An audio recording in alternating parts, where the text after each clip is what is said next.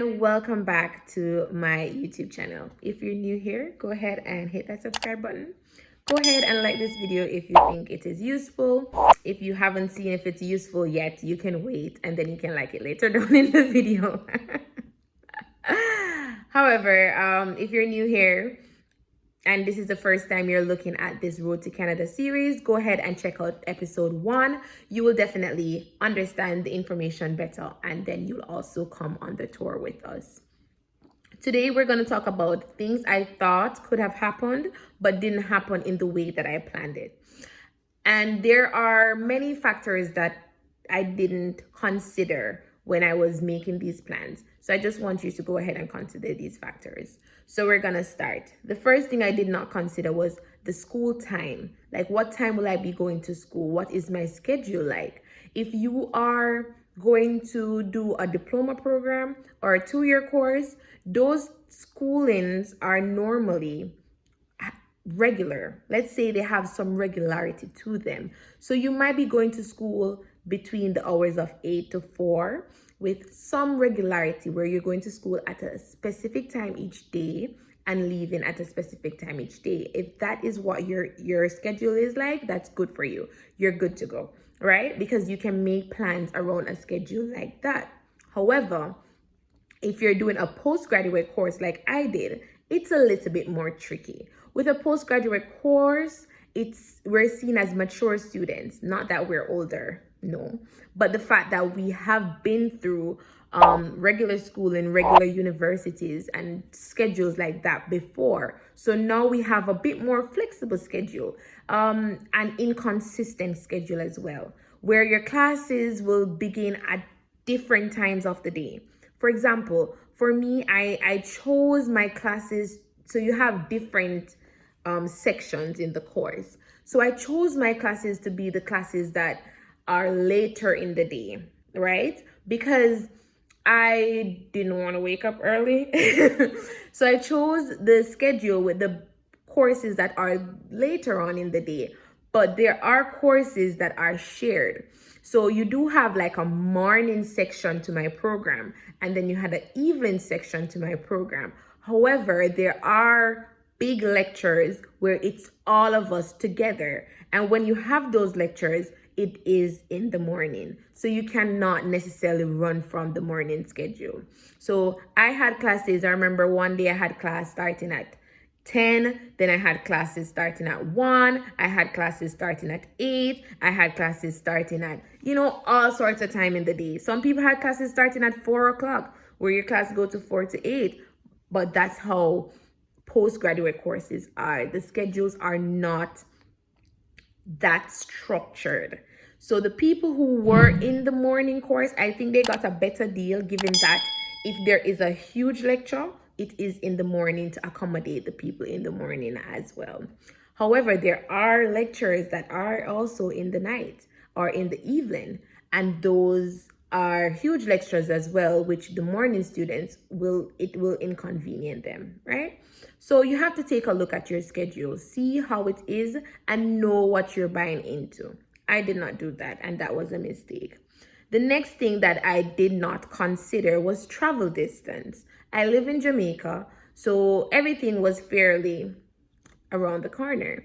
Now, for me, I worked while going to university. So I worked in Portmore at that time, St. Catherine, and I went to school in Kingston, right? In New Kingston. To leave from Portmore to New Kingston takes me 15 minutes. Traffic on the road might take me 30 minutes to an hour, but that's the max, right? So all I have to do is make sure that I get there on time. Now, with Canada, it's not the same. I did not think about it. I was saying, okay, I can go to school and I can go to work. But where is work? Where is school? You have to find a job that is close in proximity to the school that you're going. The best option, I would say, is to find a campus jobs. You have to get those early, and you have to put in your application way ahead of time, right? So you can try that. Try getting a campus job. That is the best solution there is. However, if you are getting a job, you have to think about the distance. And also, not only the distance, if you're not driving, think about the schedule, the bus schedule. So if you look at it and you say, okay, I know you're not here yet, or you might not be in Canada yet, but you still can find these things on Google.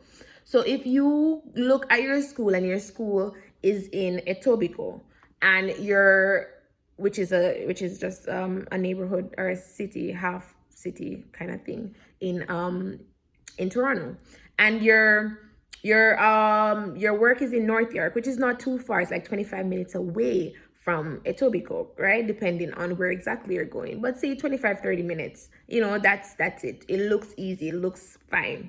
Now you have to consider, what is the traffic like getting from Etobicoke to North York? Is that a 30 minutes drive? Is that a 30 minutes drive with traffic? In what hours of the day are you going to be at work? You have to, when you're doing your Google search and you're doing your maps destination research, you have to research it on the time that you are going to go out there, so it can give you an idea of what the traffic will be like going there, right? If you don't own a car and you have to take the bus, that's a whole different meal. Now you're talking about what time is the bus going to get there. In Canada, the buses are on schedule most of the time, and you can see if there is a delay.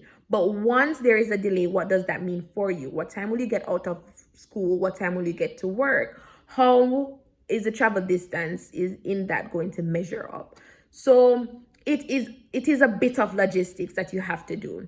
You have to pay attention to these things, right? Another thing that I did not pay attention to or took into consideration when I was actually looking for a job was, other than the school schedule, you also have a work schedule. What will the work schedule be like? What time will the workplace want you to be there? And what time are they willing to get to let you go? Because yes, you're working part-time. They might say, okay, for the part-time worker, you have to pull 4 hours each day. Where is that 4 hours is going to fit into your schedule? And don't forget that you have to sleep, you have to eat, and you also have to go to school. So go to school, go to work, and don't forget your travel distance. What is the time will it take? What is the time that it will take to get from point A to point B in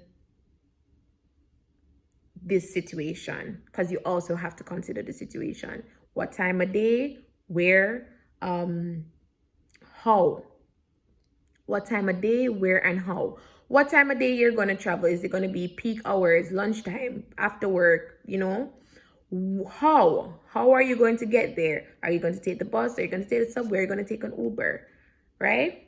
You have to pay attention to these things. And I think those are things that I did not consider that I think you should definitely consider.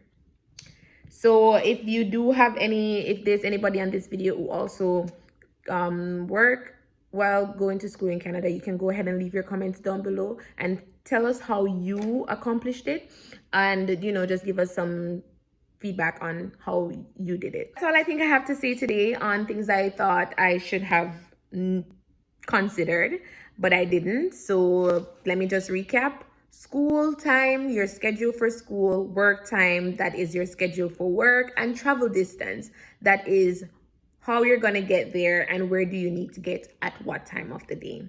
So thank you again for joining, and I'll see you in our next video where we talk about work permits. Bye.